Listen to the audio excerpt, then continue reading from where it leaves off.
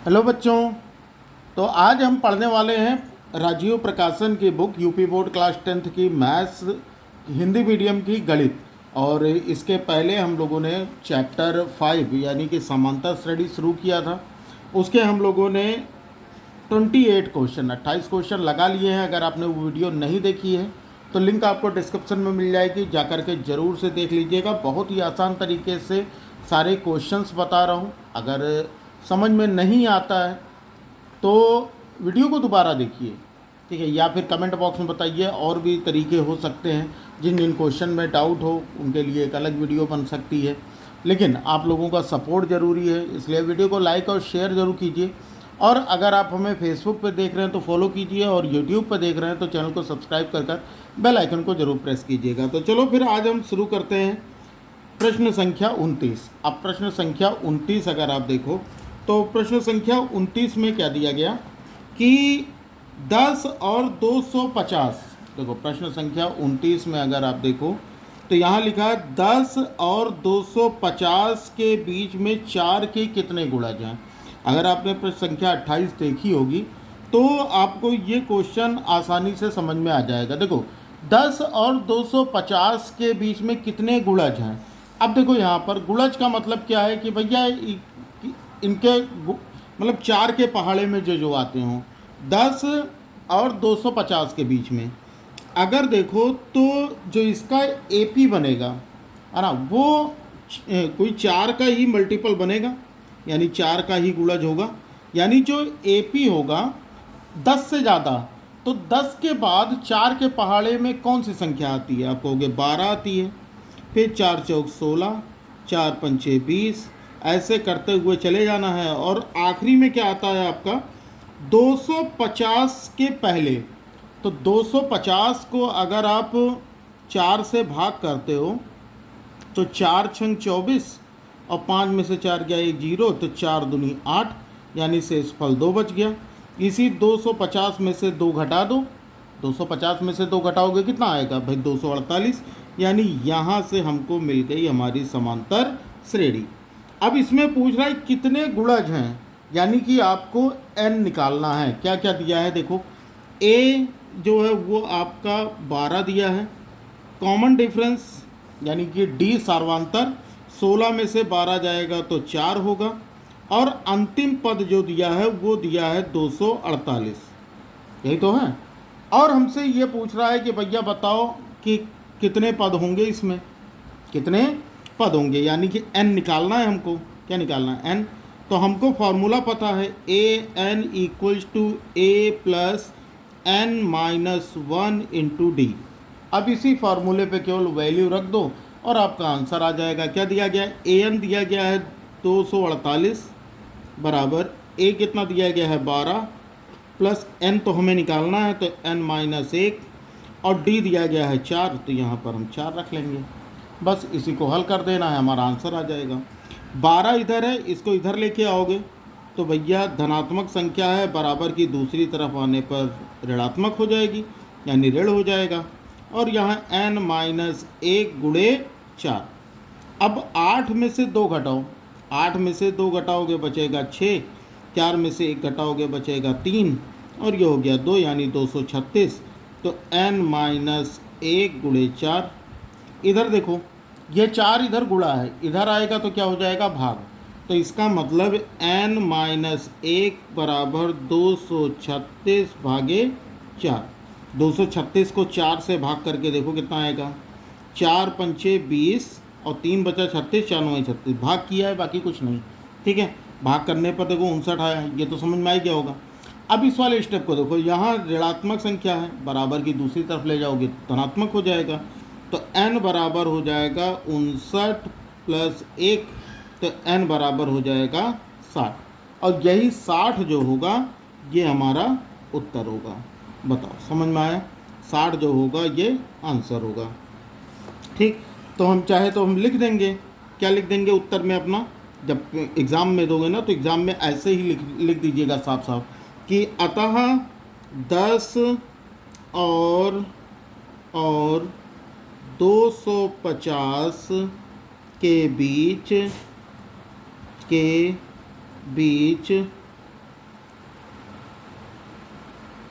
के बीच 60 संख्याएं 4 की गुणज हैं। बस हो गया हमारा 4 की गुणज, यही हमारा आंसर है। बताओ भाई, समझ में आया? सभी लोग बताएंगे ये क्वेश्चन समझ में आ गया। आसान क्वेश्चन था ना, मतलब केवल आपको 4 के गुणज, 10 से ज़्यादा और 250 से कम 4 के गुणज निकालने हैं और कितने पद हैं तो हमें n निकालना है, बस इतना सा काम है। समझ में आ गया? चलो भाई अगला क्वेश्चन देखते हैं। अब प्रश्न संख्या 30 पे आते हैं। प्रश्न संख्या 30 क्या दिया गया? अब प्रश्न संख्या 30 पे देखो। प्रश्न संख्या 30 दिया गया है कि n के, देखो n के किस मान के लिए दोनों समांतर श्रेणियों 63, 65, 67 और 3, 10, 17 के nवें पद बराबर होंगे। तो ये तो बड़ा आसान है। यहाँ पर हमको देखो 2 पद दिए गए हैं, मतलब 2 AP दी गई है। एक को मान लो कि ये AP1 है और दूसरे को मान लो कि ये AP2 है। बस AP1 में क्या दिया गया हमें, अब यहाँ से देखना। AP1 में हमें क्या क्या क्या दिया गया? हमें दिया गया 63, 65 और 67। 63, 65 और 67, और यहाँ से ये और कॉमा लगा लो। AP2 में क्या दिया गया? 3, 10 और 17, ये हमें दिया गया है। अब यहाँ ध्यान देने वाली चीज़ क्या है कि देखो 2 दिए गए हैं और nवां पद, मतलब हमको n बताना है कि किस पद पे ये दोनों बराबर होंगे। देखो यहाँ पर हमको क्या दिया गया, इसको, ये एक अलग पद है तो इसको हम मान लेते हैं कि a बराबर हो जाएगा 63 और d बराबर हो जाएगा 65 माइनस 63 करेंगे कितना आएगा? 2। 65 माइनस 63 करोगे कितना आएगा? 2 आएगा। और हमें an पता नहीं है कि अंतिम पद क्या है। यहाँ पर ये दूसरा पद है तो इसको थोड़ा कैपिटल में लिख लेते हैं ताकि डिफरेंस क्लियर हो जाए। तो ये हो जाएगा हमारा ऐसे, है ना। और d बराबर हो जाएगा 10 में से, कैपिटल D लिखो, 10 में से 3 गया 7, और हमको यहाँ पर भी an नहीं पता, लेकिन ये कह रहा है कि भैया an दोनों का बराबर है। यानी an बराबर an, ये दोनों बराबर हैं। अब अगर हम फॉर्मूले का यूज करते हैं तो फॉर्मूला हमारा क्या हो जाएगा? इसका हो जाएगा a plus n minus 1 into D, और इसका हो जाएगा a plus n minus 1 into D. अब इसी पे आपको केवल वैल्यू रख देनी है और आपका आंसर आ जाएगा। देखो क्या क्या दिया है, ये हो गया हमारा 63, n तो दिया नहीं है तो n माइनस 1, और d हमारा कितना दिया गया है? 2, तो यहाँ पर 2 लिख देते हैं। यहाँ पर कैपिटल A देखो तो 3 है, n हमें पता नहीं, लेकिन कॉमन डिफरेंस हमें दिया गया है 7। बताओ भाई, इतनी बात समझ में आ गई? अब यहाँ पर कैसे सॉल्व करोगे? ये हो जाएगा 63 प्लस 2 का n से गुणा करोगे तो हो जाएगा 2n, माइनस 1 का 2 से गुणा करोगे तो -2। यही सेम प्रोसेस यहाँ भी करना है। तो 3 प्लस 7 का n से गुणा करेंगे 7n, माइनस 1 का 7 से गुणा करोगे तो -7। बताओ, इतनी बात क्लियर हो गई?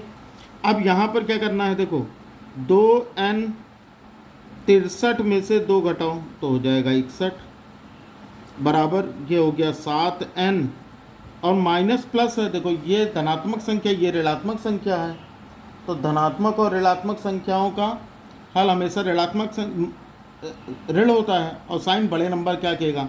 तो बड़े नंबर का के माइनस होते हैं, हम माइनस लगा लो, 7 में से 3 जाएगा तो ये हो जाएगा 4। अब यहाँ पर देखो 7n इधर ले आओ तो 2n इधर है, 7 इधर आएगा तो -7n, और ये -4 है, 61 उधर जाएगा तो धनात्मक है तो -61 हो जाएगा। अब 2 में से 7 तो जाएगा नहीं, तो 7 में से अगर 2 ले जाओगे तो हो जाएगा 5n, बड़ी संख्या का के माइनस है तो माइनस लगा दो, माइनस माइनस का सॉल्यूशन प्लस, 1 माइनस का 61 और 4 हो जाएगा 65। ये क्लियर हुआ? अब ये क्या है? इधर भैया गुणा है तो उधर जाएगा तो भाग हो जाएगा, तो n बराबर हो जाएगा -65 बटे -5, माइनस से माइनस कट जाएगा, 5 13 में 65, तो n बराबर हो जाएगा 13। तो यानी कुल क्या होगा? 13वें पद पे इन दोनों का मान जो होगा वो बराबर होगा। इतनी बात बताओ भाई, समझ में आया? तो यही n बराबर 13 जो होगा, यही हमारा आंसर होगा। अब भाई 2 क्वेश्चन हो गए, लेकिन अभी तक आप लोगों ने लाइक नहीं किया। आप लाइक कर दोगे तो थोड़ा मुझे भी मोटिवेशन मिल जाएगा, इसलिए लाइक करते रहो। चलो फिलहाल अगर नहीं इच्छा है तो कोई बात नहीं भाई, हम अगला क्वेश्चन देखते हैं। अगला क्वेश्चन देखें। अगला क्वेश्चन क्या दिया गया, क्वेश्चन नंबर 32 देखो। क्वेश्चन नंबर 32 में दिया गया है कि ए पी बराबर 31 करना है, 30 हो गया, हाँ। वह ए पी ज्ञात कीजिए जिसका तीसरा पद 16 है। कौन सा पद? तीसरा पद 16 है और सातवां पद पाँचवें पद से 12 अधिक है। सही है ना? आसान तो है भाई, लग जाएगा। क्या करना है कि देखो, बहुत ही आसान है। काफ़ी सारे बच्चों को लगता है कि ये तो बड़ा टफ होने वाला है, लेकिन ऐसा नहीं है, बहुत ही आसान सा चैप्टर, केवल फार्मूला ही है। क्या कह रहा है? पहले तीसरा पद 16 है, यानी A3 बराबर 16। और क्या कह रहा है? और कह रहा है सातवां पद पाँचवें पद से 12 अधिक है, प्लस 12। बस यही 2 चीज़ें हमको दी गई हैं और हमें निकालना क्या है? हमें AP बताना है। ठीक है, हमको ये पता है कि अगर इस वाले क्वेश्चन को देखो, पेन कहाँ रख दिया भाई, ये रहा। अगर देखो यहाँ पर इसको हम क्या लिख सकते हैं? A plus 2D is equal to 16।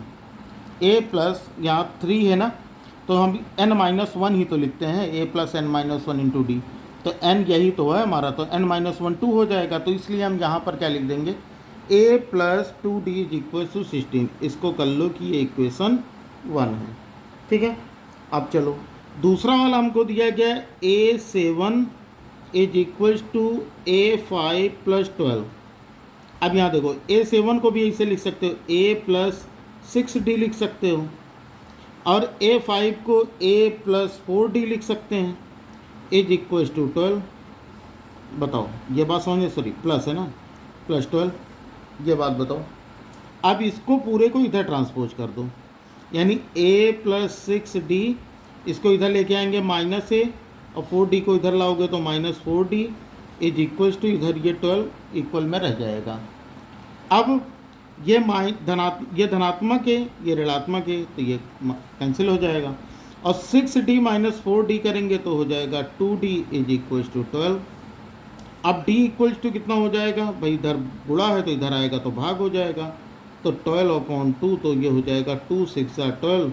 तो D इज इक्वल टू कितना हो गया? 6। यानी यहाँ से हमारा D का मान निकल आया। अब देखो, अगर हम यहाँ पर मान रख दें D का, तो हमको A मिल जाएगा, यानी प्रथम पद मिल जाएगा। तो इसलिए अब सीधी सी चीज़ है कि D का मान समीकरण 1 में रखने पर, D का मान समीकरण 1 में रखने पर, अगर 1 में रखते हैं तो क्या होगा? 1 में रखने पर तो भैया रख के देखो क्या हो जाएगा हमारा? ये हो जाएगा A plus 2 into 6 is equal to 16। ये समझना ही नहीं, यहीं पर हमने A प्लस 2 और D का मान 6 आया है तो हमने 6 रख दिया इज इक्वल टू 16। तो हो जाएगा A प्लस 6 2 जा 12 इज इक्वल टू 16। तो A इक्वल टू कितना हो जाएगा हमारा? 16, 12 उधर जाएगा तो ये -12 हो जाएगा। तो A इक्वल टू 16 माइनस 12 करेंगे तो 4 आ जाएगा, मतलब प्रथम पद भी आ गया हमारा। अच्छा, एक चीज़ और ध्यान देना कि जब भी हमको AP लिखना होता है तो AP हमारा कैसे लिखा जाता है? ये हो जाएगा हमारा A, दूसरा A प्लस D, तीसरा A प्लस 2D, फिर A प्लस 3D, ऐसे करते हुए चले जाते हैं हम। ये समझ में है कि नहीं? अब अगर हमको यहीं पर लिखना है तो A हमारा हो गया 4, 4 प्लस 6 कितना हो जाएगा? देखो 4 प्लस 6 हो गया 10, है ना, और 6 यहाँ कितना हो जाएगा? अब चाहो तो आगे आप प्लस करते चले जाओ ना, ये हमारा सार्वंतर ही है तो सार्वंतर मतलब आगे बढ़ता चला जाएगा। तो 4 प्लस 6 हो गया 10, 10 प्लस 6 हो गया 16, 16 प्लस 10 हो गया 20, और यही हमारा AP होगा। बताओ भाई, बात समझ में आई? तो ये हो जाएगा, चाहो तो इसमें रख के देख लो, है ना, लेकिन मैं आपको आसान तरीका बता रहा हूँ कि भैया आप कैसे कर सकते हो, और यही हो जाएगा हमारा अभीष्ट AP। अभी बताओ भाई, इस क्वेश्चन में कोई दिक्कत हो तो अभी बताओ। क्लियर हुई बात? तो ये हो गए हमारे क्वेश्चन नंबर 31। उम्मीद करूँगा कि आप लोगों को तीनों क्वेश्चन समझ में आए होंगे। आगे की क्वेश्चन के चाहिए तो इसकी भी लिंक आपको डिस्क्रिप्शन में मिल जाएगी। बाकी आगे के जो क्वेश्चन होंगे वो हम लोग नेक्स्ट क्लास में सॉल्व करेंगे। बाकी तब तक के लिए पढ़ते रहो, बढ़ते रहो। पिछली वीडियो जरूर देख लीजिएगा। बाकी आपको किस क्वेश्चन में प्रॉब्लम आ रही है, किस चैप्टर में प्रॉब्लम आ रही है, वो भी कमेंट बॉक्स में बताइएगा। बाकी वीडियो को लाइक शेयर जरूर कीजिएगा। अगर आप फेसबुक पर देख रहे हैं तो फॉलो कीजिए, और यूट्यूब पर देख रहे हैं चैनल को सब्सक्राइब कर बेल आइकन को जरूर प्रेस कीजिए।